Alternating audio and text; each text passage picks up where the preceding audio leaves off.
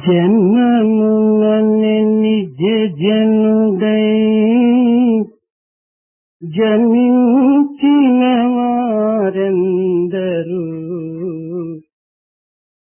జన్మమునని నిజ జనులై జన్మించిన వారెందరూ జన్మము తరువాత మిగుల జన్మించిన వారెందరూ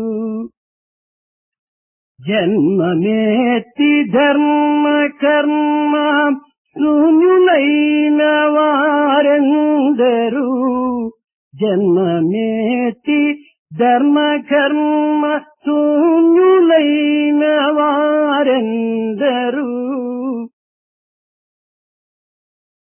జన్మమంత తిరిగినర జన్మము కనుగొనగలేరు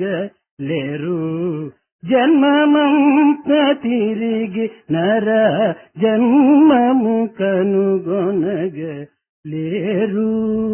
జన్మించిన వారెందరూ జన్మమెత్తిన వారెందరూ. దివ్యాత్మ స్వరూపులారా, మన భారతీయ సంస్కృతి యందు మానవత్వమును ధన్యము చేసుకునే నిమిత్తమై జన్మ సార్థకమనియు లేక జన్మము యొక్క విమోచన అనియు మనము భావించి అందులకు తగినటువంటి అనేక రకములైనటువంటి సాధనలు మనము కలపటం, మన జన్మము యొక్క నివృత్తిని కొంతవరకును అర్థం చేసుకోవటానికి ప్రయత్నం చేయటము భారతీయ సాంప్రదాయమైన ఉన్నటువంటి విషయము మీకందరికీ తెలిసినటువంటిదే. Divyatma Swarupas, it is implied in the culture of our country that the very birth of a human being is something sacred. Following that, we make an attempt to get rid of a repeated birth, to get over by sadhana and be free from being born again, to get into nivrutti. This is a kind of trial which we all make in regard to our birth. This is something which is known to all of you. సాధకులైనటువంటి ప్రతి భారతీయుడు కూడాను జన్మ రాహిత్యం అనేటువంటి దానిని కోరటం, ఇది రాహిత్యమన్న ఏమిటో తాను అర్థమును గుర్తించి కోరుతున్నాడో లేక రాహిత్యమైనటువంటి దానికి వేరే అర్థమునేమైనా తాను భావించి తాను కోరుతున్నాడో నాకు అర్థం కావటం లేదు. The sadhakas, they always want to get rid of a being reborn. Whether the sadhakas are wanting to get rid of a birth again by understanding what it means to get rid of the birth, or whether without understanding they are asking for such a thing, I do not know. అయితే జన్మ రాహిత్యము అనేటువంటి దాంట్లో ఉన్నటువంటి అర్థాన్ని మనం ఈనాడు తెలుసుకోవాల్సినటువంటి విషయం. We should understand today what is it that is implied in your desire to get rid of being born again.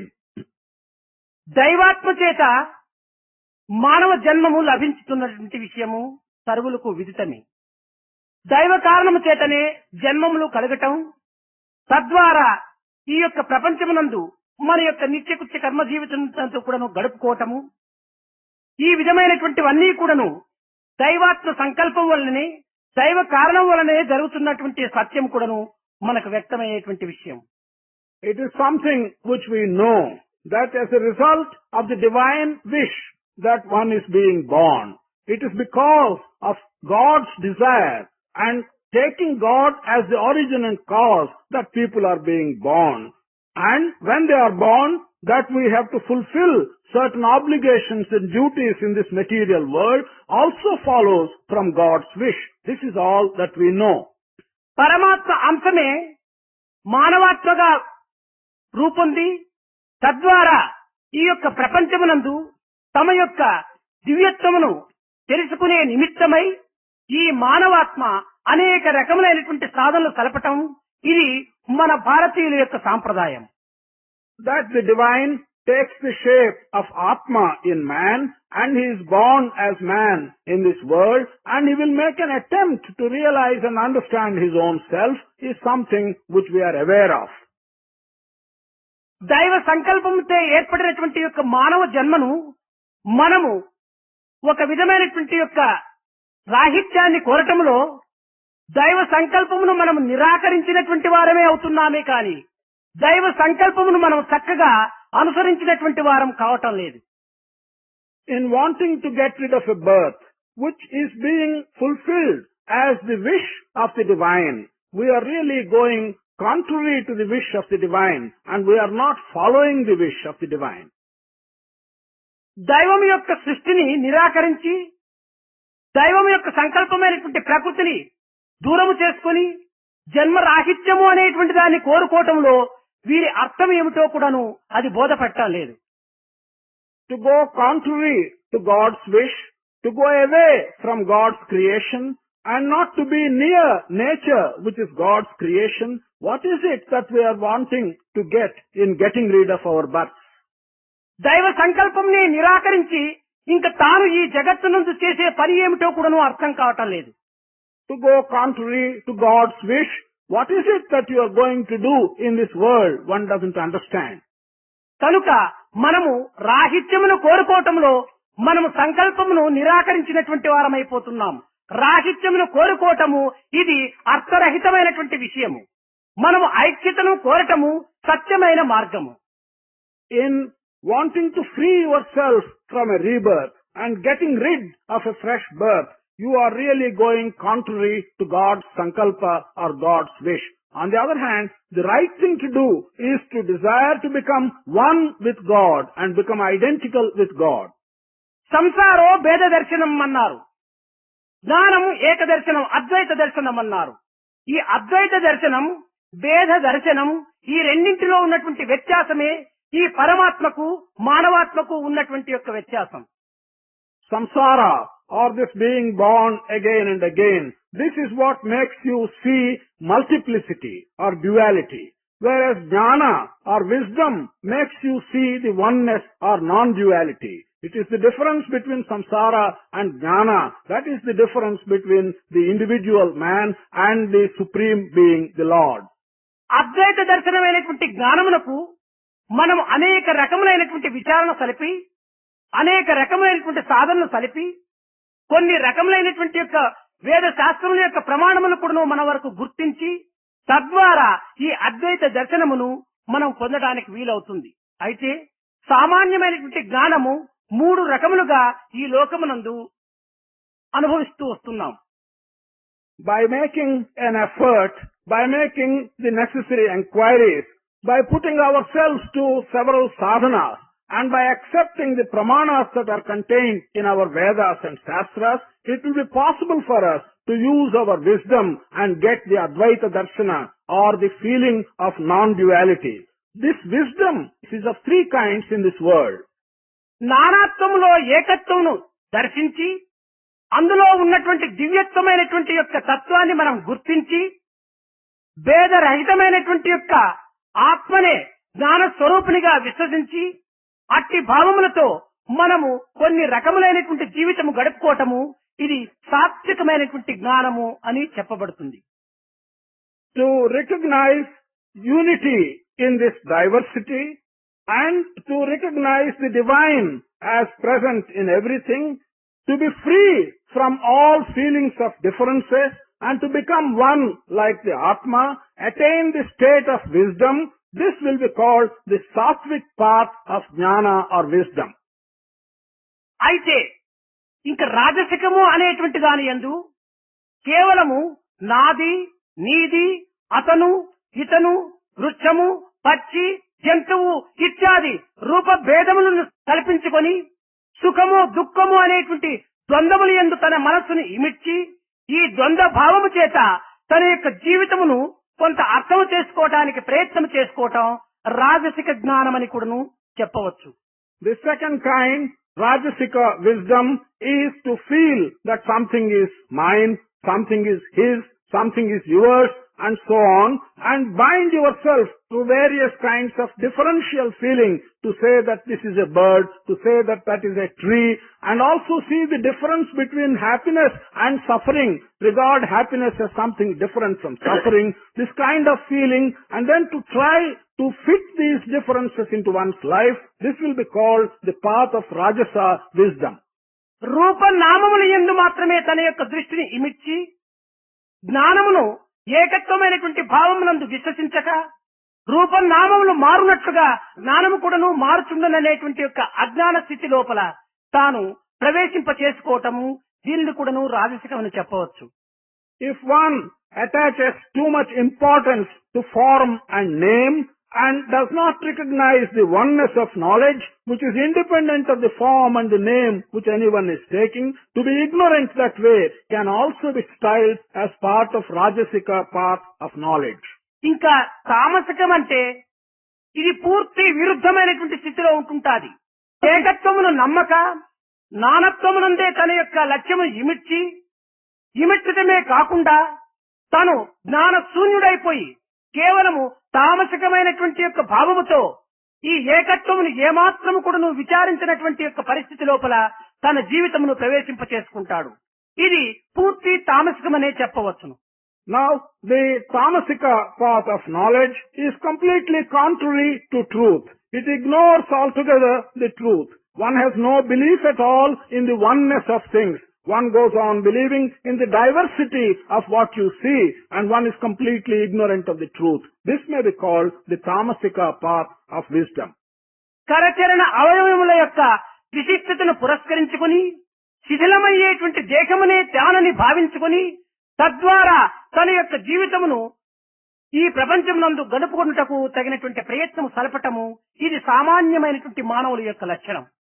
Attaching importance to your hands, to your legs and to your limbs, and to regard that this body is the primary thing that you should care for, to spend your life in that manner is what an ordinary person does in this world. నిజముగా విచారించిన దేహము తాను ఏనాటికి కూడాను కానేరడు. If you make a proper inquiry, the body can never be your true self. తనది కానటువంటి ఈ దేహమును తానే అని భ్రమించి తద్వారా అనేక రకములైనటువంటి సంబంధములు కల్పించుకొని ఆ సంబంధముల ద్వారా కొన్ని రకములైనటువంటి బంధనకు కూడాను తాను గురి అయిపోతున్నాడు. In the belief that this body, which is really not yourself, thinking that it is yourself, and then entering into many kinds of relationships and connections, one ties himself up unnecessarily with these bondages. దీనికి ఒక చిన్న ఉదాహరణము. It's a small example for this. 20 సంవత్సరముల యువకుడు 60 సంవత్సరముల తల్లితో 20 సంవత్సరములు కూడాను అనేక రకములైనటువంటి యొక్క ఈ తల్లి ప్రేమను అనుభవించి ఈ 20 సంవత్సరములు కూడాను ఆ దేహమునే తల్లి తల్లి అనేటువంటి ప్రేమతో గౌరవించుతూ కాలము గడుపుతూ వచ్చారు. A youth of age 20 years has been living with his mother who is 60 years old, and for all the 20 years of life he has been enjoying the affection of his mother, and he has been regarding the body of his mother as his mother, and that is how he was spending his time of 20 years. నిజముగా ఈ విషయాన్ని మనం చక్కగా విచారణ చేసినప్పుడు ఈ 20 సంవత్సరముల వయసు కలిగినటువంటి ఈ కుమారుడు 60 సంవత్సరముల వయసు కలిగినటువంటి ఆ తల్లికి ఎట్టి సంబంధం అనగా కేవలము దేహ సంబంధమే కాని ఇంకా ఏ విధమైనటువంటి సంబంధం కూడా అందులో మనకు కనిపించదు. If we look into this matter carefully and properly, we will see the connection between this 20-year-old son and the 60-year-old mother is purely a bodily relationship. We will not find any other relationship between these two individuals. కాలకర్మ కారణ వశత్తు ఈ కాయము ఈ తల్లి వీడిపోయింది. On account of the passage of time and circumstances, this mother died and passed away. కానీ ఆ దేహమును తాను ముందు ఉంచుకొని ఈ 20 సంవత్సరముల కుమారుడు తల్లి నన్ను ఏకాకిగా చేసి వెళితివా, నాకెవరు దిక్కు, నన్ను ఎవరు చూసుకుంటారు అని అనేక రకములుగా ఈ పిల్లవాడు బాధపడటం కూడాను ఒక సహజం. On the death of the mother, this 20-year-old boy, keeping the dead body in his presence, it is customary that he weeps and he asks, "My mother, you have left me and gone away. You have made me lonely. Who is going to look after me?" This is how he weeps and expresses his sorrow. నన్ను వీడి వెళ్ళితివా అని ప్రశ్నించేటువంటి ప్రశ్నలో మనం చక్కగా విచారణ సల్పాలి. We have to make a proper inquiry about the question which he is asking. Have you left me and gone away? We should understand that question. అయితే ఈ పిల్లవాడిని విడిచి దేహము పోయినదా లేక ప్రాణము పోయినదా? Is it the body that has gone away, or is it the life in the body that has gone away? దేహము ముందే పెట్టుకున్నాడు. దేహమే నిజ తల్లి అయితే నన్ను వదిలిపోతివా అని చెప్పడంలో అర్థం లేదు. The body కనుక is వదలినటువంటిది ఎవరో ఆ యొక్క పదార్థమే ఇతని యొక్క నిజమైనటువంటి తల్లి కానీ ఉన్నటువంటి పదార్థం కాదని మనకు స్పష్టమవుతుంది. the body is in front of him. The body is there. If the body is his mother, there is no meaning in his saying, have you gone away and have you left me alone? On the other hand, that which has truly gone away, the life in the body, that should be his mother in his saying that she has gone away. ఏది తనను వదిలిపోయినదో అది ఉండినంత వరకు ఈ దేహమును తాను తల్లిగా అనుభవిస్తూ వచ్చాడు. ఏది వదిలిపోయినదో అది ఈ దేహమును వదిలిపోయిన తరువాత తల్లి లేదు అని వీడు అనుకుంటున్నాడు. కానీ వచ్చినటువంటిది పోయినటువంటిది ఏది అనగా ప్రాణమే. కనుక ఆ ప్రాణమనేటువంటి తల్లి ఈ దేహములో ఉన్నంత వరకును ఈ దేహం అనేటువంటి యొక్క ఆకారమును అతి శ్రద్ధగా భక్తిగా గౌరవంగా అనుభవిస్తూ వచ్చాడు. ఏ నిజమైనటువంటి యొక్క ప్రాణము అది ఈ దేహమును వదిలిపోయేనో అప్పుడు ఈ దేహమును ఏమాత్రం కూడాను లక్ష్యం చేయటం లేదు. కనుక లక్ష్యం పెట్టినటువంటిది ఎవరిపైన? ప్రాణం పైనే లక్ష్యం పెట్టడం, దేహం పైన కాదు. ఆ ప్రాణం ఉంటే ఈ దేహమునకు లక్ష్యము, ఆ ప్రాణము లేకపోతే ఇది అలక్ష్యము. కనుక లక్ష్యము అలక్ష్యములకు మూల కారణము ప్రాణమే కాని దేహం కాదని మనకు స్పష్టమవుతుంది. That which has truly left and gone away, as soon as that has gone away, he is saying that the mother has left and gone away. But so long as that life which has left the body and gone has been remaining in the body, he has been treating the body as his mother. Therefore, the truth is that life that is existing in the body is his mother, but so long as that life is in the body, he has been caring for the body and he has been calling that body his mother. The moment the life has left, the body has become dead. So, if he was really caring for the body and his mother, what is it that he was caring for? He was caring for the life inside the body and not the body. కనుకనే మనము ఈ బాహ్యమైనటువంటి దేహములతో సంబంధం కల్పించుకొని తద్వారా అనేక రకములైనటువంటి యొక్క బంధనకు గురి కావటమే కాకుండా దీని యొక్క బంధముల చేత మన యొక్క జీవితం అనేటువంటి దాన్ని అర్థం చేసుకోలేనటువంటి రీతి కింద వ్యక్తపరచుకుంటూ వస్తున్నాం. Therefore, by establishing these connections, these relationships with what you see externally, this outward body, we are really tying up ourselves to certain things, and by these bondages, we are not able to understand the real significance of our own life. నిన్నటి దినము చెప్పినట్టుగా ఇది నా దేహము, ఇది నా ఇల్లు, ఇది నా ఇల్లాలు, ఇది నా తల్లి అని చెప్పడమంతా కూడాను తాను లోపల నుండి చెప్తున్నాడే కానీ దేహము ఇట్టి సంబంధాన్ని కల్పించుకొని చెప్పటం లేదు. As was told to you yesterday, when a person says that this is my house, this is my body, this is my wife, this is my mother, what he is saying is something which is coming from within him. It is not being said by an external connection of one body to the other. కనుక తానెవడో ప్రత్యేకించి ఈ అన్నింటి నుంచి దూరం అయ్యి తాను విలక్షణుడై సాక్షిభూతుడుగా కనిపిస్తున్నాడు. So, what he is, who he is something which is quite distinct from his body or from his house and so on, and he is only looking from outside as an external witness.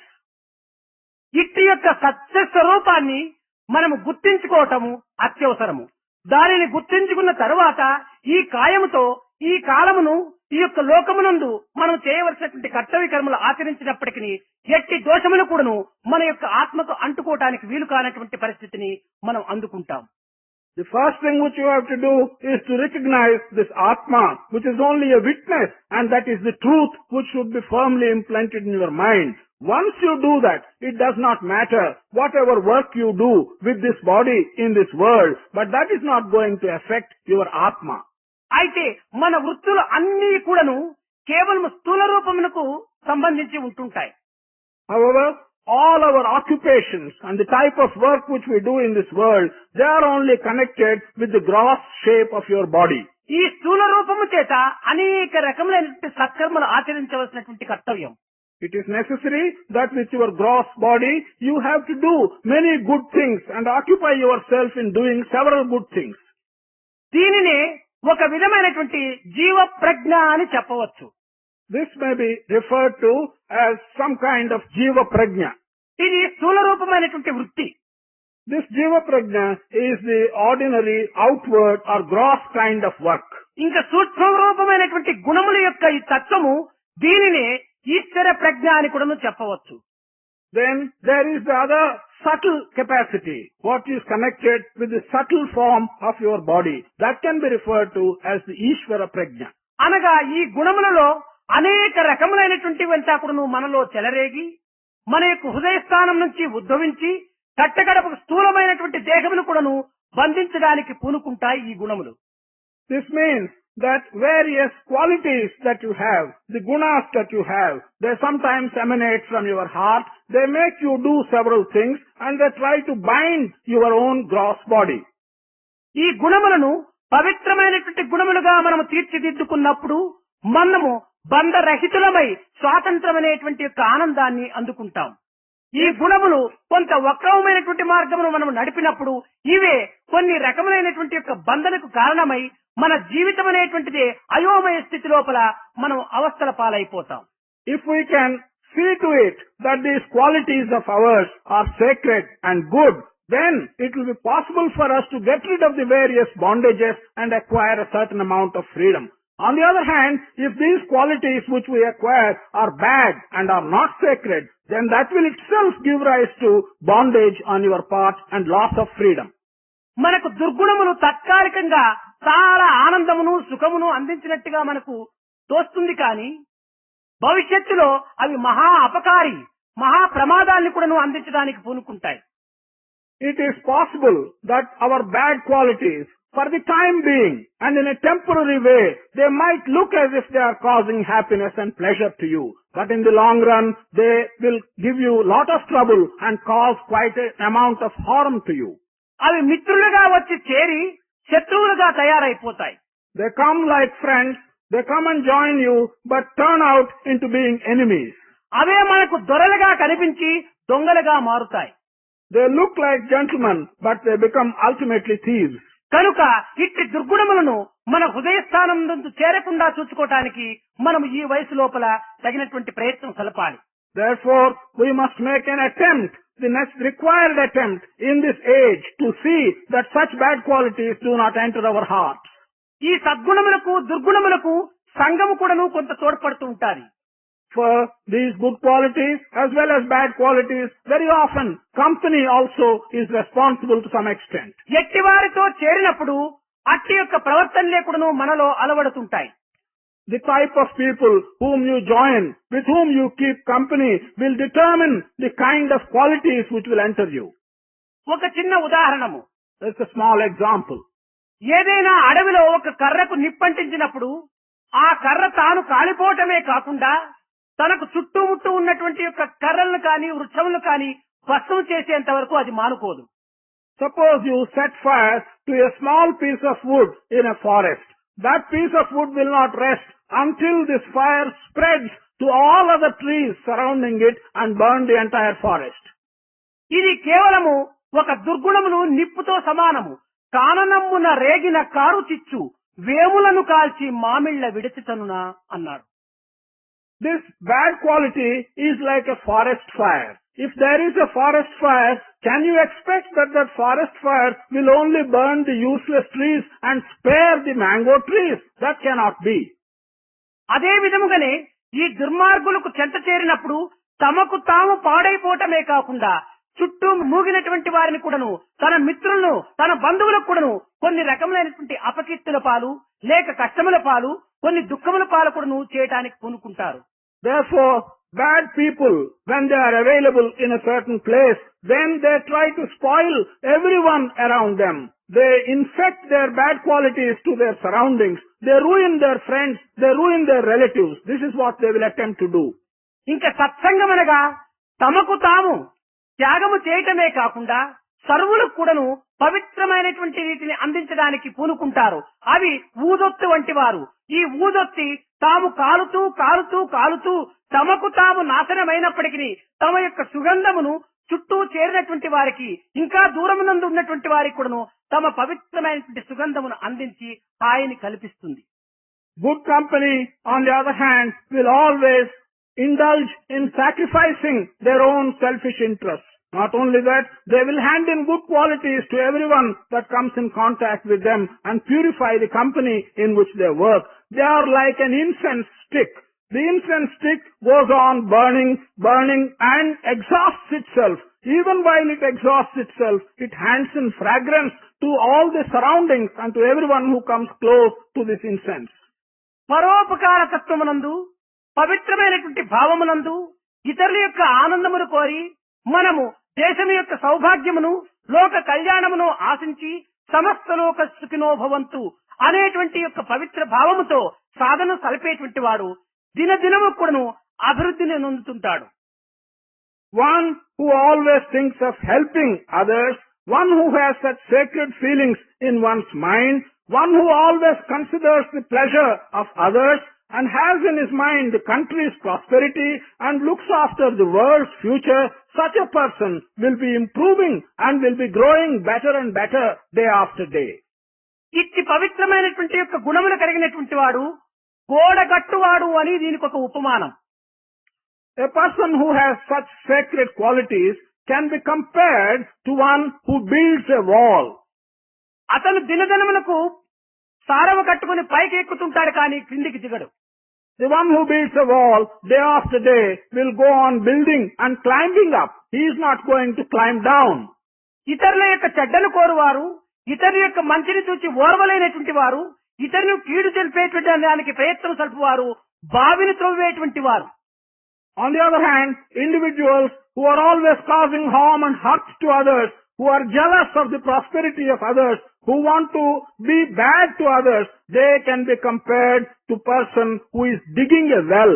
కనుక ఈ బావి దినదినమునకు లోపలికి పోతుంటాడు కానీ పైకి రాదు. గోడగట్టేటువంటి వాడు దినదినమునకు పైన పోతుంటాడు కానీ క్రిందికి రాడు. In digging a well, the person who digs the well day after day goes down and down. In building a wall, the person who builds the wall day after day climbs up and up. కనుక మనం ఈనాడు గోడను కట్టేటువంటి వారిగా మనం తయారు కావాలి కానీ బావిని త్రవ్వేటువంటి వారిగా మనం తయారు కాకూడదు. Today, we must build ourselves into one who is building a wall. We should not shape ourselves into one who is digging a well.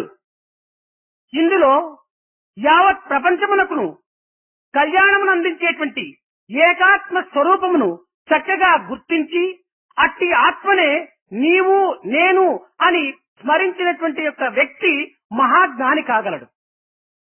Therefore, in this matter, if one can recognize the prosperity of the entire world, that it is due to the Atma Swarupa, and then talk of you and me in the context of Atma Swarupa, he will become a జ్ఞాని. ఇంకా ఇట్టి జ్ఞాని సతతం అనగా సర్వకాలములు ఎందుకుడను ఏకధారగా దైవము యొక్క చింతననే తాను తలుపుతుంటాడు కానీ అన్ని చింతలు తాను తెలపడానికి పూనుకోడు.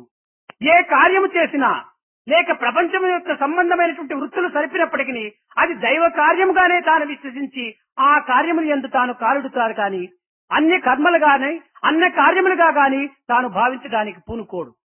Such a జ్ఞాని, a wise person like that, always and continuously will be thinking only of God. He cannot think of anything else other than God. Although he is involved in doing things in this world, attending to worldly matters, he will only be doing such work in terms of God and with God in his mind. He cannot really think of anything else. దీనికి రాధా భక్తి ఇది సరి అయినటువంటి ఒక ఆదర్శంగా కనిపిస్తుంది. For this situation, the devotion exhibited by Radha is fitting and is like what we have now described. అయితే ఈ రాధా భక్తిని మనం అనేక రకములైనటువంటి ఆపోహలతో దీనిని భారతీయులు అనుభవించుకోవటానికి ప్రయత్నం సలిపారు. కానీ ఇట్టి ఆపోహలకు కానీ ఇట్టి అపకీర్తులకు కానీ ఈ రాధ తత్వాన్ని వినియోగించుకోవటంలో ఏమాత్రం కూడా అర్థం లేదు. Our countrymen have understood what is Radha Bhakti in many wrong ways. They have formed wrong impressions. There is no room for such wrong impressions in regard to Radha Bhakti. Radha అనగా ఒక స్త్రీ అని కానీ ఆమె యొక్క పవిత్రమైనటువంటి యొక్క తత్వము ఒక ప్రేమ మార్గమునందు ప్రవహించినటువంటిదిగా గాని మనం భావించుకోవటం కూడాను ఒక పొరపాటు. To regard Radha as the name of a particular woman, or that her devotion took the line of human love, these things are not appropriate and correct. భగవద్ దృష్టి యందు స్త్రీ పురుష భేదములకు ఏమాత్రము కూడాను స్థానము లేదు.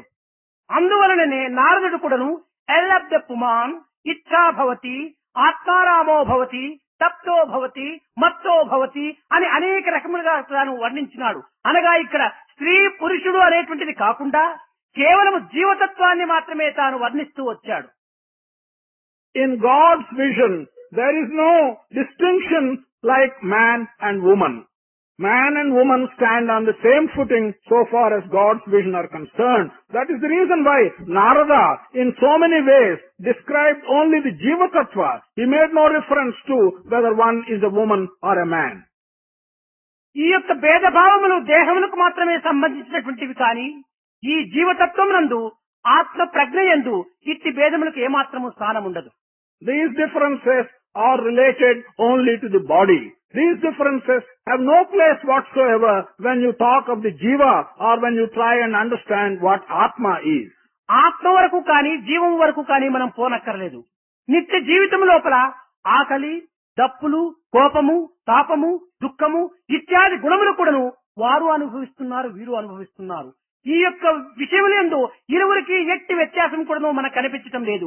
అయితే ఆడవారు భరించుకోలేక తక్షణమే ఒక కంటి నీరు కార్చవచ్చును, కానీ మగవారు కొంచెం భరించుకొని లోపల ఏడ్చవచ్చును, కానీ దుఃఖము లేకుండా మాత్రం పోవలేదు. We don't have to go so far as Jiva and Atma to recognize that this distinction between man and woman is very superficial. Even in our daily life, everyone feels hungry, everyone feels thirsty, everyone feels angry, everyone feels jealousy. Men and women experience all these things in the same manner. There may be minor differences like women, when they become angry, they cannot bear it and they may shed tears. But men, when they get any of these excited feelings, they will have it in themselves and they may hide the feeling. That is only difference. కనుకనే మన ప్రవర్తనలు కొంచెం ప్రదర్శనంగాను నిదర్శనంగా కనిపించవచ్చునే కానీ ఉన్నటువంటి యొక్క తత్వం లోపల యథార్థం ఇరువురికి కూడాను ఒక్కటిగానే ఉంటుండాలి. Our external conduct may show some difference in exhibition or in showing up, but truly, when we take the inner significance, it is the same for both categories. అదే విధముగానే ఈ రాధా భక్తి యందు కూడా ఒక పవిత్రమైనటువంటి విశిష్టతను మనం గుర్తించడానికి పూనుకోవాలి కానీ ఆమె యొక్క తత్వమును ఏదో ఒక అపార్థములో మనం వినియోగించుకొని ఆమె మార్గమును మనం కొంతవరకు దూషించడానికి కూడా పూనుకోవటం చాలా పాపం. We should therefore take this devotion on the part of Radha as something sacred, as something distinctive, but to attribute wrong interpretations for Radha Bhakti is doing quite wrong things. ఇది సర్వాత్మితమైనటువంటి యొక్క చిత్తముతో తాను కేవలం కృష్ణుని యొక్క హృదయమునందు హత్తుకొని పోయి ఉన్మత్తురాలిగా అయిపోయి తాను పవిత్రమైనటువంటి యొక్క జీవితమును అందులో అంకితం పరుచుకుంది. In this, it is a matter of entire and complete surrender. It is a matter of thereby imprinting herself in the heart of Krishna. Thereby she has made her life sacred and she has made it completely surrendered to Krishna. ఇట్టి అర్పితమైనటువంటి యొక్క చిత్తమును ఆడవారు కావచ్చు, మగవారు కావచ్చు, ఎవరైనప్పటికీ రాధా అనేటువంటి పేరు ధరకు సంబంధించినటువంటిదే కానీ ఒక వ్యక్తికి సంబంధించినటువంటిది కాదు. Such surrendered mind, this aspect, it doesn't matter whether it is a man or a woman. Radha is the name for this act of surrender and it does not refer to the sex. అందులో ఈ ధర యొక్క స్వరూపమే రాధ యొక్క ఆకారం. Here, this dhara, the form of this is the form of Radha. దీనికి ఒక చిన్న ఉదాహరణ మనం తెలుగులో చెప్పినా కానీ ఇంగ్లీష్ లో చెప్పినా ఎట్టి భాషల ఎందైనప్పటికీ దానికి కొన్ని శబ్దములు కూడి వస్తుంటాయి. There is a small example for this. Whether you mention it in Telugu or whether you mention it in English or in any other language, some sounds have to come together in order to make a word. దీనికి రాధా అనేటువంటి దానికి 4 అక్షరాలుగానే మనం తీసుకుందాం. we shall take this word Radha as consisting of 4 letters. R A D A ఇది పెట్టినప్పుడు రాధా అని అయిపోయింది. When we have these 4 letters R, A, D, A and put them in that order, it becomes Radha. ఇప్పుడు are నుంచి మనం ప్రారంభమైనప్పుడు రాధాగా మనకు అర్థం అవుతుంది. When we commence reading this with the letter R, we understand that it signifies Radha. ఏ నుంచి మనం ప్రారంభమైనప్పుడు ఆధార్ అయిపోతుంది. When we start from A and read the letters, it would read as Aadhar. D నుంచి మనం ప్రారంభమైనప్పుడు ధార్ అవుతుంది. If we start with the letter D, it becomes Dhar. ఇంకొక ఏ నుంచి మనం ప్రారంభమైనప్పుడు ఆరాధ్ అయిపోతుంది. If we start from the another A, it becomes Arad. కనుక రాధకు ఆధారము ధార, ఆరాధనే రాధ అన్నారు. Therefore, the basis for Radha is Dhara and Arad. Dhara and Arad constitute the basis for Radha. కనుక ధార ఆరాధనే రాధ యొక్క ఆధారము అన్నారు. Dhara and Aradha are the basis for Radha. అనగా సర్వదా సర్వకాలేషు సర్వత్రా హరిచింతనం, సర్వ ప్రదేశములు ఎందుకుడను సర్వకాలములు ఎందుకుడను తాను నిరంతరము ఆరాధన సలుపుకోవటమే రాధ యొక్క లక్షణము అన్నారు. The meaning of this is, at all times, at all places, and under all circumstances, Radha is simply thinking of Aradhana or thinking of Hari. కనుక ఇట్టి ప్రయత్నానికి ఎవరు పూనుకుంటారో వారు అందరూ కూడాను రాధ యొక్క తత్వమునకు చెందినటువంటి వారే. All persons who make such an attempt, who decide to make such an attempt, they belong to this group which will be termed as Radha. అయితే అట్టి పవిత్రమైనటువంటి స్థితిని మనం పొందడానికి స్థూలమైనటువంటి దేహముతో, సూక్ష్మమైనటువంటి మనస్సుతో, కారణమైనటువంటి చిత్తముతో మనం అనేక రకములైనటువంటి సత్కర్మలలో, సత్ప్రవర్తనలో, సదాలోచనలో, సచ్చింతనలో, సత్సంగంలో దీనిని కలిపి కూర్చి తీర్చి పవిత్రమనొచ్చడానికి తగినటువంటి ప్రయత్నం చేయాలి. Which, however, means that if you want to enter this sacred thought with your gross body, with your subtle mind and with your heart, you must make a full attempt, joining good company and thinking of good things and always engaging yourself in good ideas. దీనికి ఒక చిన్న ఉదాహరణ. A small example for this. ఇప్పుడు అక్కడ ఒక clock ఉంది. There is a clock there in front of you. అందులో 3 పిన్నులు తిరుగుతూ ఉంటున్నాయి. There are 3 indicators moving in that clock. అందులో ఒకటి సెకండ్లని, రెండవది నిమిషములని, మూడవది గంటలు అని. One is a second hand, another is a minute hand, and the third one is an hour hand. అయితే సెకండ్ ముళ్ళు చాలా త్వరగా తిరుగుతూ వస్తుంటుండాలి వేగంగా. The second hand has to go around very fast. ఈ సెకండ్ ముళ్ళు ఎంత వడిగా తిరిగినప్పటికీ ఈ యొక్క నిమిషముల ముళ్ళు కొంత స్లోగా ఒక్క స్థానానికి మాత్రమే పొందిపోతుండాలి. As the second hand goes round very fast and covers a large area, the minute hand moves comparatively slowly and moves only through one division. అనగా సెకండ్ ముళ్ళు 60 ఇళ్ళు తిరిగి వచ్చినప్పుడు ఈ నిమిషముల ముళ్ళు ఒక్క ఇల్లుకు మాత్రమే తిరుగుతా ఉంది. Which means as the second hand covers 60 divisions, the minute hand will cover only one division.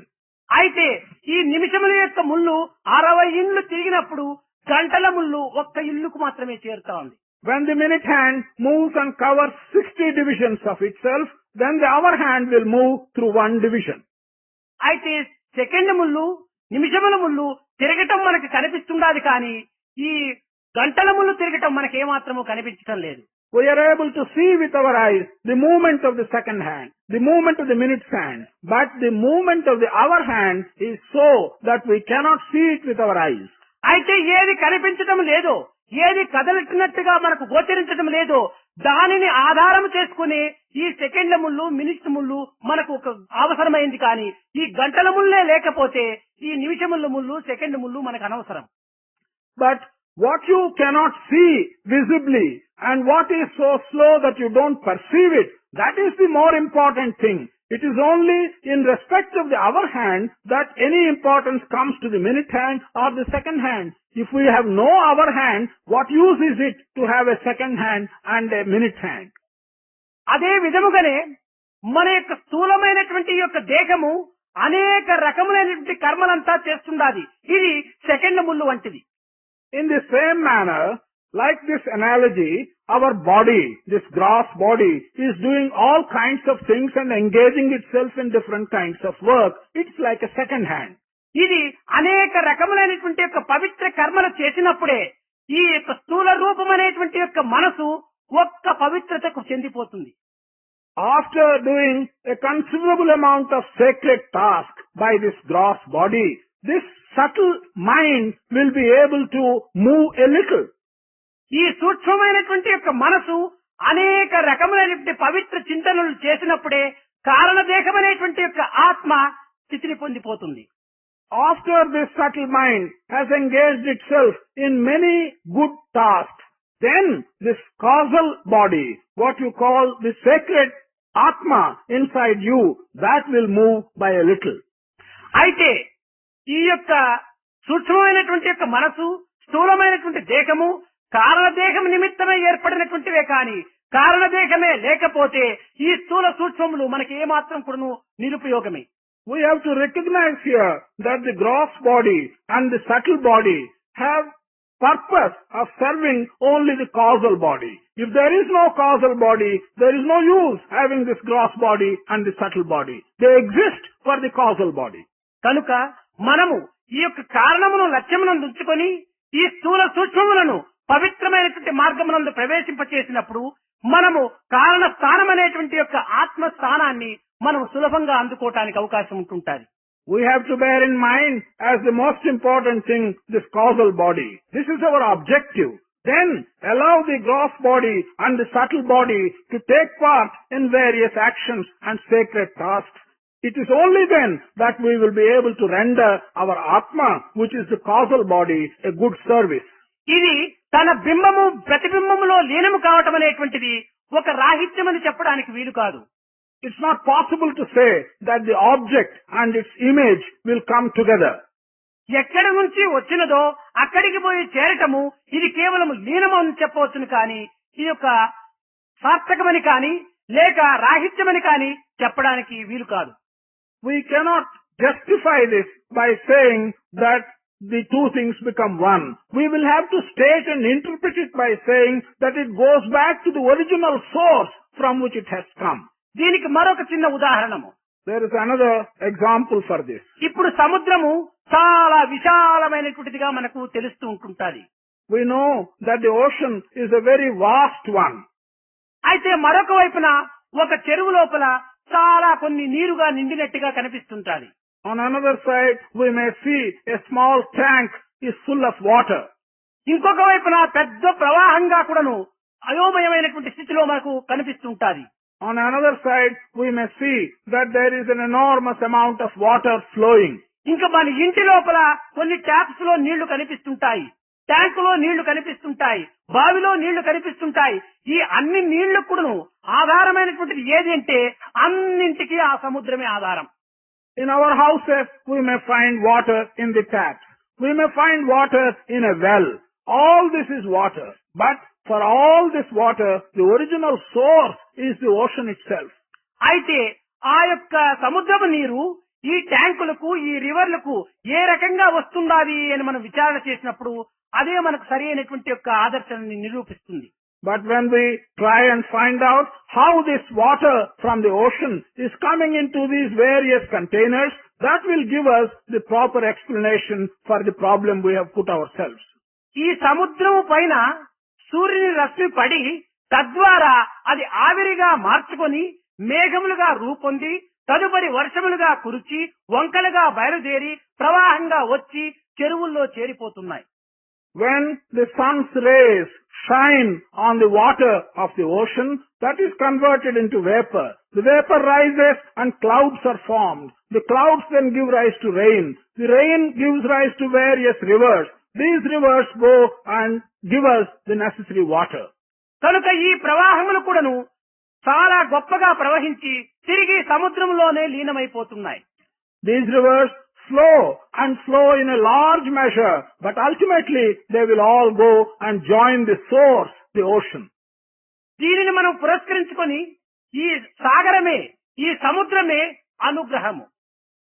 In this context, we shall have to understand that this ocean is the grace or anugraha.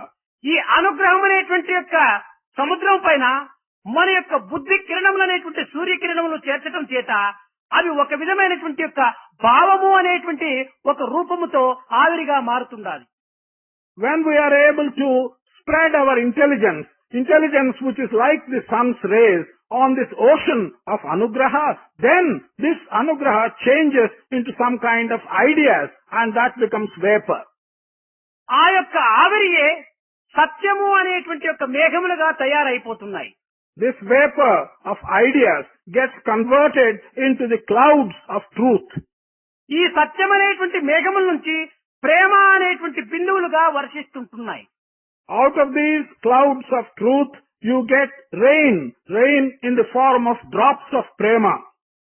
ఈ ప్రేమ బిందువులు అనేటువంటి యొక్క వర్ష బిందువులు ఒకదానికి ఒకటి చేరి ఆనందం అనేటువంటి ప్రవాహంగా ప్రవహిస్తుండాలి. These drops of prema, like the drops of water, they join together and begin to flow. The river of Ananda flows. ఈ ఆనందం అనేటువంటి ప్రవాహమునకు ప్రేమ బిందువులే ఆధారము. The origin for this flow of Ananda is in the drops of prema.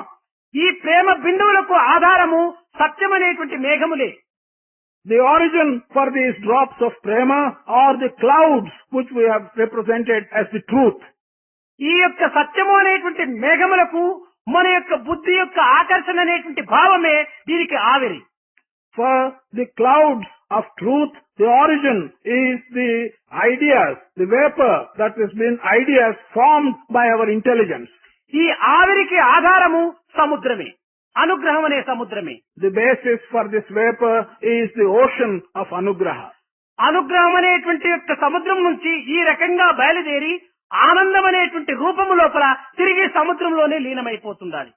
Starting from this ocean of anugraha and taking so many different forms, ultimately Ananda flows as a river back to the ocean of anugraha. అయితే సముద్రపు నీరు ఉప్పుగా ఉన్నది, నది నీరు తీయగా ఉంటుండాలి. ఈ భేదము ఎక్కడ వచ్చినది? But the water from the ocean tastes saltish, whereas the water from a river is sweet. Where from has this difference come? ఈ సముద్రము నీరు మనం డైరెక్ట్ గా తెచ్చుకుని త్రాగినప్పుడు ఇది ఉప్పగా మనకు కనిపిస్తుంటాది. దీనినే శాస్త్రజ్ఞానము అన్నారు. When we get the water from the ocean directly and taste it, it looks saltish. This would be referred to as the knowledge which you have obtained from reading Shastras. కానీ ఈ నది రూపకంగా వచ్చి రూపమును రుచిని కూడా మార్చుకొని జీవులకు ఆనందం అందించేటువంటి యొక్క స్థితిని అనుభవ జ్ఞానము అన్నారు. But the water that is coming through the river, it has changed both its taste as well as its form. This kind of knowledge which we get directly from the river is referred to as wisdom based on experience. కనుక శాస్త్ర జ్ఞానము కంటే అనుభవ జ్ఞానము అత్యవసరం. Therefore, more than the wisdom that you can get by reading Shastras, the wisdom that you can get out of your own experience is essential. ఈ యొక్క శాస్త్ర జ్ఞానం అనేటువంటి దానిని మనం అనుభవంలోకి మార్చుకొని మన నిత్య జీవితంలో కొంతవరకు దాన్ని ఆచరించి అనుష్ఠానపరచి తద్వారా మన హృదయ స్థానములకు చేర్చుకోవటం చేత ఆనందము అనేటువంటి రీతి కింద మనకు రూపొందుతుంటుంది. Therefore, the knowledge that you acquire from reading Shastras, if you can change it by the processes of your experience, by putting things that are told in Shastras into practice, taking it into your heart, you can change that knowledge into the knowledge of Ananda. ఈ book knowledge అనేటువంటిది మనకు ఎలర్జీగా మారిపోతుంటాది. కానీ అనుభవ జ్ఞానం అనేటువంటిది ఎనర్జీగా మారిపోతుంటాది. This knowledge which you obtain from books, the book knowledge will take the shape of allergy. On the other hand, the knowledge which you have got as a result of your experience will give you energy. ఈనాడు ఆచరణ లేకపోవటం చేతనే యువకులైనటువంటి మీలో ఎక్కువ ఎనర్జీనే ఉంటుండాలి, కానీ energy లేదు. Because in young people, this idea of putting things into practice does not exist. What you see in you is allergy. There is no energy. నిజముగా గుండుకు కొడితే గుండైనా పగిలిపోవాలి కానీ మీకు దెబ్బ తగలకూడదు. అటువంటి కఠినమైనటువంటి యొక్క స్థితిని ఈ వయసులో ఉండేటువంటిది. అలాంటి యొక్క స్థితిని ఈనాడు మీరు ఎంత బలహీనులుగా ఉంటున్నారని చెప్పడానికి వీలు కాదు. Truly, if you go and hit a piece of stone, that piece of stone should break. You should not be hurt. On the other hand, to see you in such a weak condition, it is not possible really to estimate how weak you are these days. ఈ బలహీనతకు కూడా ఒక ఆదర్శాన్ని అందిస్తున్నాను. There is also one small example to explain to you this weakness. మంచి బలవంతుడుగా కనిపిస్తుంటాడు మనిషి, కానీ అతని ముక్కు పైన ఏదైనా చిన్న దోమ ఒక్కతూరి వాలినా ఒక్కతూరి అట్లంటాడు. రెండవ తూరి తిరిగి వచ్చి వాలినా రెండవ తూరి చాలా గట్టిగా అంటాడు. మూడవ తూరి అనేటప్పటికీ దాంతో ఇంకా ఫైట్ చేస్తాడు. ముక్కు పైన చిన్న దోమ వాలేటప్పటికీ తాను భరించుకోలేనంత బలహీనుడుగా తయారైపోతున్నాడు ఈనాటి యువకుడు. Man appears very strong outwardly. The young people today are such that even if a mosquito comes and sits on the tip of their nose, for the first time they just try to drive it away. For the second time, if it comes again, they hit it hard. For the third time, if it comes again, they cannot bear it and they begin to fight with it.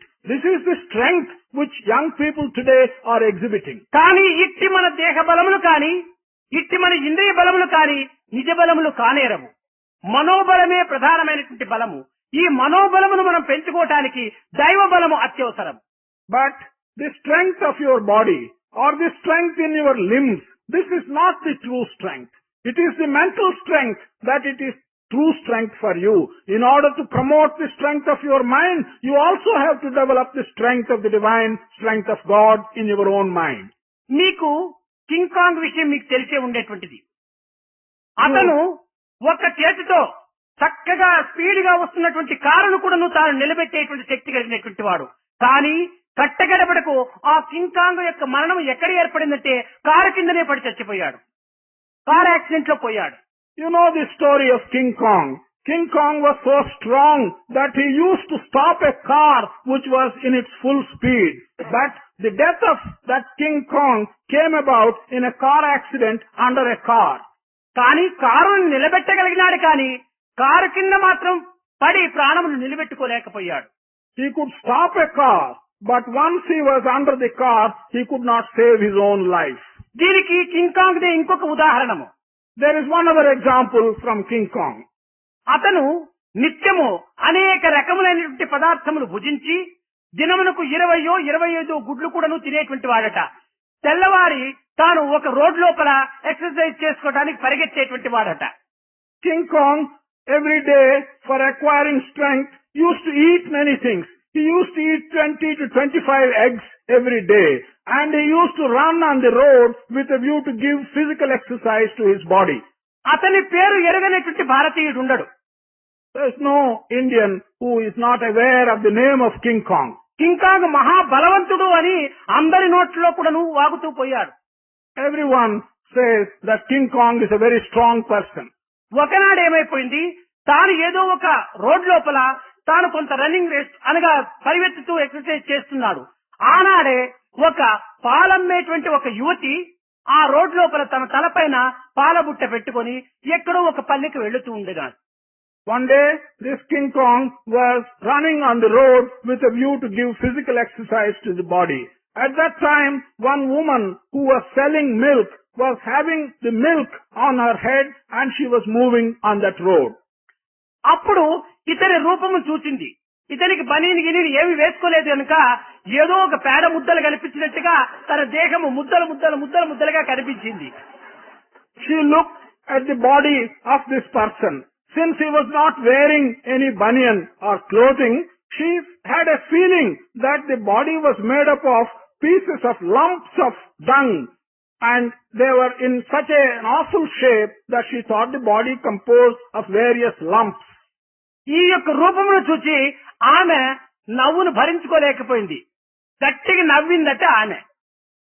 When she saw King Kong's form, she could not control her laughter. She laughed very loudly.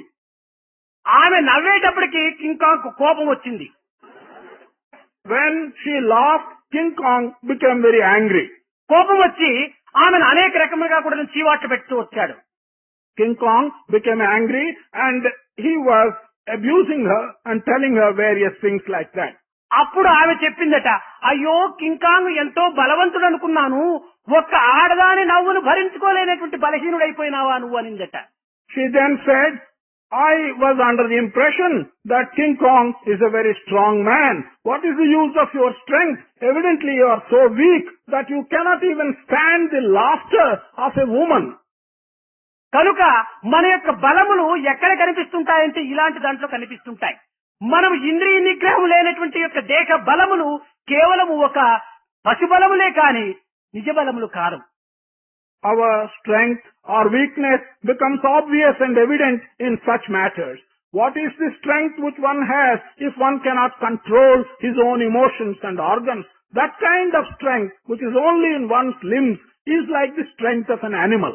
కనుక ఈనాడు మనమును దేహమును పెంచుకోవటానికి తగినటువంటి ప్రయత్నం చేయకుండా మనసు యొక్క ఏకత్వమును పెంచుకునేటువంటి ప్రయత్నానికి మనం పూనుకోవాలి. అది ఈనాడు అత్యవసరం. Today, our efforts should not be directed merely towards making our body strong. Our efforts should be directed in making our mind strong. ఏ కించిత్ విషయాలు కూడాను మనం ఉద్రేకపడటమో లేక దానిని కొన్ని రకములైనటువంటి యొక్క అరాజకపరచటమో ఇలాంటి దీనికి మనం ఏమాత్రము కూడాను పూనుకోకూడదు. అలాంటి విషయాలకు పూనుకోవటము మానవునికి అవమానకరమైనటువంటి యొక్క బలహీనతగా గోచరిస్తుంది. We should not undertake to do things which will cause excitement. We should not enter into anarchic behavior by looking at small things. Man, if he indulges in such things, he creates disgrace to himself. నిజముగా మనము విద్య నేర్చుకోవటమని కానీ లేక నిగ్రహం చేసుకోవటం అనేటువంటి దాంట్లో కూడాను చాలా కొన్ని సూక్ష్మమైనటువంటి మార్గములో మనం పరీక్షించుకోవాల్సి వస్తుంది. Truly, either in learning and getting education or in getting the ability to control ourselves, we shall have to adapt very fine methods and fine paths. కనుక మన యొక్క నిగ్రహ శక్తి కానీ మన యొక్క భావము యొక్క శుద్ధి కానీ ఏ రీతిగా మనం పరీక్షించుకోవాలి అని కూడా మనం విచారణ సల్పాలి. We should also make an inquiry, how are we to assess and how are we to examine the extent of control we have over our own senses, the extent of purity of mind which we have. Dharmaraju కథ ఇందులో ఒక చిన్న ఉదాహరణగా చెప్తున్నాను. The story of Dharmaraja will now be mentioned as a small example in this context. ధృతరాష్ట్రుడు ఈ యొక్క ద్రోణాచార్యుని దగ్గర ఈ అందరి పిల్లలను కౌరవులు పాండవులు కూడాను విద్యను గరిపే నిమిత్తమై అక్కడ చేర్చాడు. Dhritarashtra, with a view to give them proper education in archery, he had the Kauravas and the Pandavas join the Guru Dronacharya. ఈ గురువు అనేక రకములైనటువంటి విద్యలంతా కూడాను నేర్పుతూ వచ్చాడు. కానీ మిగిలినటువంటి యొక్క నలుగురు పాండవులు ఈ కౌరవులు ఈ గురువు చెప్పినటువంటి విద్యలను పొద్దున చెప్పినటువంటి సాయంకాలములకే అప్పచెప్పుతూ వచ్చారు. This Guru Dronacharya was teaching them very many things, and these Kauravas and the Pandavas were learning throughout the day, and by the time the evening came, they were able to recite and explain what they have learned. ఒకనాడు శాంతమును గురించి అనేక రకములుగా ఉపమానములతో బోధించుతూ ఈ శాంతము మానవునికి చాలా అవసరము అని కూడాను తాను చెప్తూ వచ్చాడు. One day the Guru was teaching about peace, and he said that for man this idea of peace is very essential. He was teaching about being patient and not getting excited easily with regard to one's own sensory feelings. And he said, for man, patience is something very important and essential. అయితే ఈ ధర్మజుడు మాత్రము ఈ పాఠమును 3 దినములు 4 దినములు అయినప్పటికీ ఆ యొక్క గురువునికి అప్పచెప్పలేదు. However, one Dharmaja, even though 3 or 4 days had gone, he would not come back to the Guru and tell him what he has understood about the necessity for patience. ఒకనాడు అక్కడ ధృతరాష్ట్రుడు వచ్చి నా పిల్లలందరూ ఎట్లా ఉంటున్నారు అని విచారిస్తూ వచ్చాడు. అందరూ చక్కగా నేర్చుకుంటున్నారు, ధర్మజుడు మాత్రము అంత చక్కగా చురుకుగా నేర్చుకోవటం లేదు అని ఈ యొక్క గురువు అతనికి కంప్లైంట్ చేశాడు. At that time, Dhritarashtra came and made enquiries of the Guru, how are all the children getting on? How are they learning their lessons? The Guru replied that all of them are doing very well, but Dharmaja is not catching up and he is not giving his lessons properly. అయితే ధృతరాష్ట్రుడు చెప్పాడు, ఇతను ఇన్ని మున్ముందుకంతా కూడా బాధ్యతలంతా వహించవలసినటువంటి వాడు, ఇలాంటి పెద్దవాడైనటువంటి ధర్మజుడే ఈ విధముగా విద్యలో ఎందు వెనుకబడిన చాలా కష్టం ఏర్పడుతుంది, కనుక అతనికి ప్రత్యేకించినటువంటి శిక్షనిచ్చి అతని ప్రత్యేకించినటువంటి మార్గంలో తరబీదు చేయమని చెప్తని గట్టిగా గురువుకు చెప్పి తాను వెళ్ళాడు. Dhritarashtra then told the Guru that Dharmaja is the eldest. He will have to take up much responsibility in future. If a person like that who has to undertake lot of responsibility, if he is backward in the class, then this is not going to be suitable.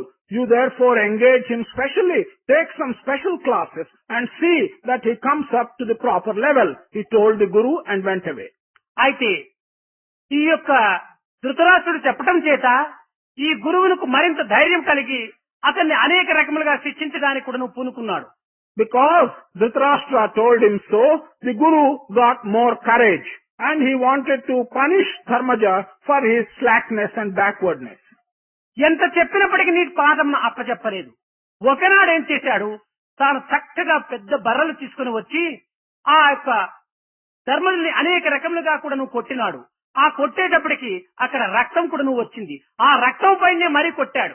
కొట్టేటప్పటికి అబ్బా అన్నాడు, అని ఇంకా నేను నేర్చుకోలేదు అన్నాడు. One day he found that Dharmaja was not learning the lesson in spite of repeated warnings. So he wanted to punish him. He brought a cane and beat him on his hand, and there was blood as a result of beating on the hand. The teacher took the cane and gave him further beating in the place where there was blood. Then Dharmaja said, I am sorry, I am not able to learn. Even now I have not learned the lesson. అనగా ధర్మజుడు నేర్చుకునేటువంటి యొక్క శాంతం ఎలాంటిదంటే, ఎన్ని దెబ్బలు కొట్టినా ఎన్ని రకములుగా ఉన్నప్పటికీ తాను చలించినటువంటి మనసే శాంతమని తాను గుర్తించుకున్నాడు. కానీ చెప్పిన పాఠమును అప్పచెప్పటం శాంతం కాదన్నాడు. అది కేవలము అది ఒక బాహ్యమైనటువంటి చదువు, కానీ నేను అంతర్ చదువును నేను అభివృద్ధి పరుచుకుంటున్నానని ధర్మజుడు తన యొక్క ప్రాక్టికల్ లోపల తాను నిరూపించాడు.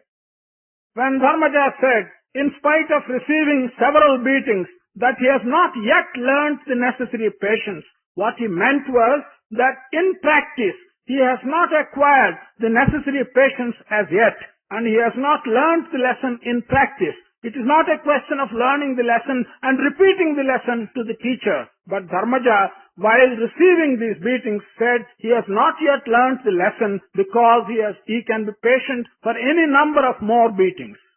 మనము విద్యలనగా ఇట్టి హృదయ స్థానమునకు చేర్చేటువంటి విద్యలను చెప్పవచ్చును. కానీ ఈనాటి పిల్లలంతా కూడాను పరీక్షలు వస్తున్నాయంటే ఈ పుస్తకంలో ఉన్నటువంటి విషయాన్నంతా తలకు చేర్చుకొని ఆ తలనొప్పిగా పెద్దగా పెట్టుకుని కట్టగడపటికి ఆ ఎగ్జామినేషన్ హాల్ లేకి పోయేటప్పటికి తలలో ఉన్నదంతా పేపర్ లో గుమ్మరించి ఎంటీ తరతో ఇంటికి వస్తుంటున్నారు. True lessons are those lessons which we are able to take into our heart in this manner.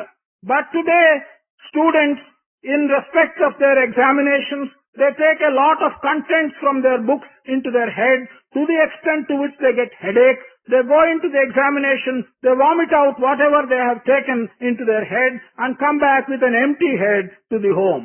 Examination అయిపోయిన తర్వాత ఒక్క క్వశ్చన్ కి ఏమైనా ఏ పిల్లవాడైనా ఆన్సర్ చెప్పేటువంటి వాడు ఉన్నాడా? ఎవడు చెప్పలేడు. After the examinations are over, you don't find any student. There is not one who can give an answer even to one question. ఇలాంటి చదువులు మన భవిష్యత్తులో ఏ కార్యములు చేయగలవు, ఏ యొక్క విషయాన్ని మనం సాధించడానికి వీలు లేదు. చదువుకున్నటువంటి చదువు ఆ యొక్క పరీక్షల్లో మనం గుమ్మరించి వచ్చాము, మనం ఖాళీగా కూర్చుంటున్నాము. ఈ ఖాళీ తలతో మనం ఏ ఘనకార్యాలు చేయగలం? This kind of education, what help is it going to give us in future? What task will it enable us to undertake in our future lives? We have simply poured out whatever we have received as education in the examination hall. We have come back quite empty. Such an empty head, how can it help you to face any task in your future life? మన విద్యను తలకు చేర్చుకోకూడదు, హృదయానికి చేర్చుకోవాలి. హృదయం అనేటువంటిది కేవలం ఒక negative గా తయారు చేసుకోవాలి. ఎన్ని పర్యాయములు మనం ఫోటో తీసినా నెగటివ్ గానే నిలిచిపోవాలి. This education should not be taken into your head. it should be taken into your heart. Our heart must become like a negative, a photographic negative. From that negative, you can make any number of positive prints. Whenever you want a positive print, you must be able to get a print from this negative of the education in your heart. విద్యార్థులారా, మిగిలినటువంటి మీ యొక్క విద్యల యందు మీ హృదయ స్థానం అనేటువంటి ఒక negative గా తయారు చేసుకోకపోయినా ఏదో అంత తొందర ఏమి లేదు. కానీ ఈ నెల దినములు కూడాను మీరు అందుకునేటువంటి విషయాలను హృదయ స్థానానికి చేర్చుకోండి. మీ జీవితమునకే ఒక మిత్రత్వం తోపల ఒక పవిత్రమైనటువంటి యొక్క దైవ సహాయంగా మీరు జీవితాన్ని అనుభవించుకొని మీరు మున్ముందు మన భారతదేశమునకు తగినటువంటి భద్రతలను కూడాను మీరు కల్పించడానికి తగినటువంటి శక్తి సామర్థ్యాలు అవుతారు. Students, even if you do not take other education which you may be receiving at other times into your heart and make it a photographic negative, at least the education that you are receiving during this 1 month, you take it into your heart and make it a photographic negative. And you should regard your future life as sacred. Take what is being taught to you here in a friendly manner. It will be helpful to you, and you will then become good citizens who will be able to resuscitate the traditions of our country. ఇంకా ఈ లోకపు విద్యల గురించి మనం చెప్పుకోవడానికి ఏమాత్రం కూడాను అవకాశం లేదు. కారణమేమనగా మీరు హృదయానికి కూడాను చేర్చుకున్నా ప్రయోజనం లేదు, తలకు చేర్చుకున్నా ప్రయోజనం లేదు. ఎగ్జామినేషన్ హాల్ లోపలనే టెక్స్ట్ బుక్ పెట్టుకొని కూడా చూసి రాస్తున్నారు. ఇంక ఈ చదువులు ఎందుకు అవుతుంటాయి? కనుక ఇట్టి చదువుల లోపల నేను ఏమాత్రం కూడాను నేను జోక్యం తీసుకోను. మీరు చదవవలసినటువంటి చదువు హృదయ చదువు. చదువులన్నీ చదివి చావంగనేటికి చావులేని చదువు చదువవలెను. There is no use, there is no purpose now on expatiating in regard to the kind of worldly education you are getting today. That education is going into your head, and you are using a number of textbooks to learn whatever you learn in your head. You are relieving yourself of it in the examination hall.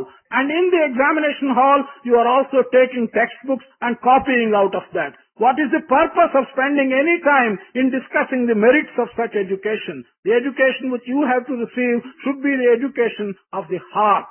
What is the use of learning so many things if it is only to die? You must learn the secret of your death.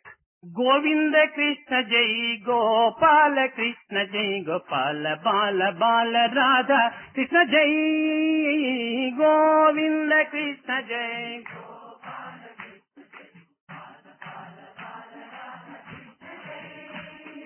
Govinda Krishna జై గోపాల కృష్ణ జై గోపాల బాల బాల రాధ కృష్ణ జై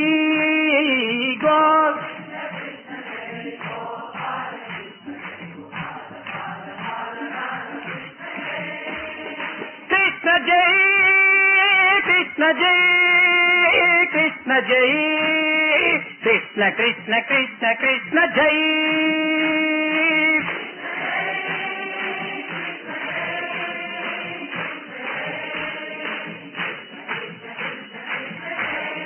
గోవింద కృష్ణ జై గోపాల కృష్ణ జై గోపాల బాల బాల రాధ కృష్ణ జై గోవింద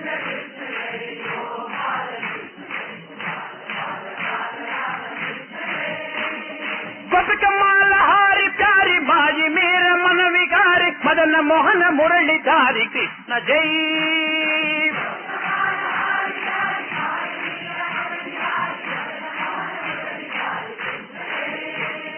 గోపికమాల హారి ప్యారి బాయి మేర మన వికారి మదన మోహన మురళిధారి కృష్ణ జై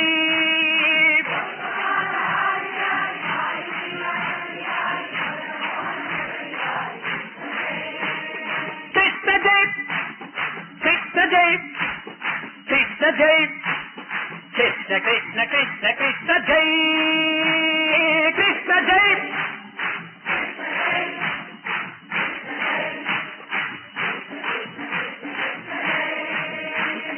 కృష్ణ జై కృష్ణ జై కృష్ణ జై కృష్ణ కృష్ణ కృష్ణ కృష్ణ జై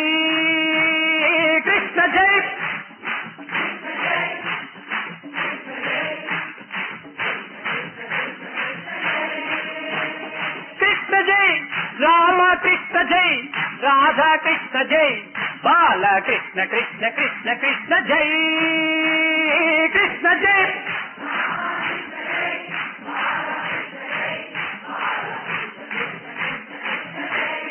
కృష్ణ జై కృష్ణ జై కృష్ణ జై కృష్ణ జై కృష్ణ కృష్ణ కృష్ణ కృష్ణ జై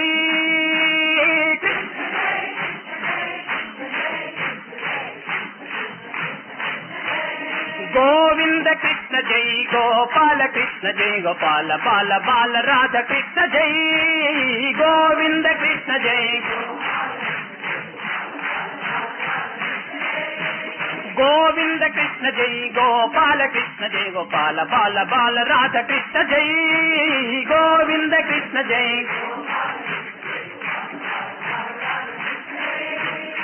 మాధవ మురహర మధుర మనోహర గిరిధర గోపాల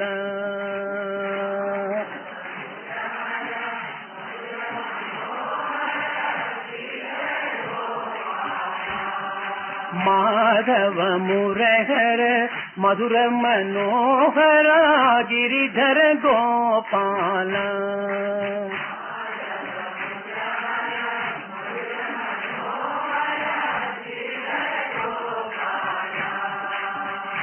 హే గిరిధర గోపాల హే గిరిధర గోపాల హే గిరిధర గోపాల హే గిరిధర గోపాల హే గిరిధర గోపాల హే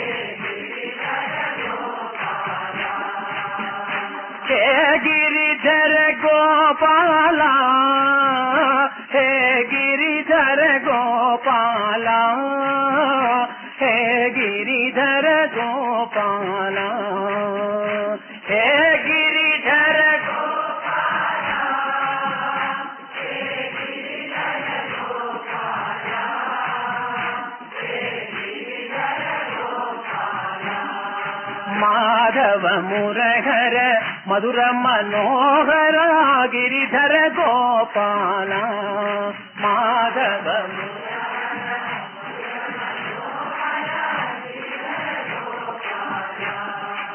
నంద కుమార సుందరాకార బృందావన సంచార మురళీలోల మునిజన పాల గిరిధర గోపాల హే గిరిధర గోపాల హే గిరిధర గోపాల హే గిరిధర గోపాల గోపరిపాల గోపీలోల గోవర్ధనగిరి ధారా నందకుమార నవనిత చోరా రాధా హృదయ విహారా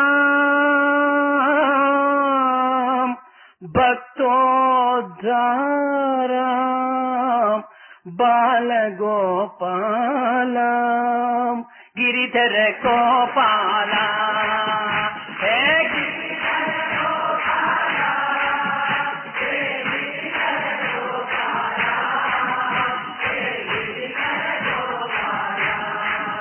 హే గిరిధర గోపాల హే గిరిధర గోపాల హే గిరిధర గోపాల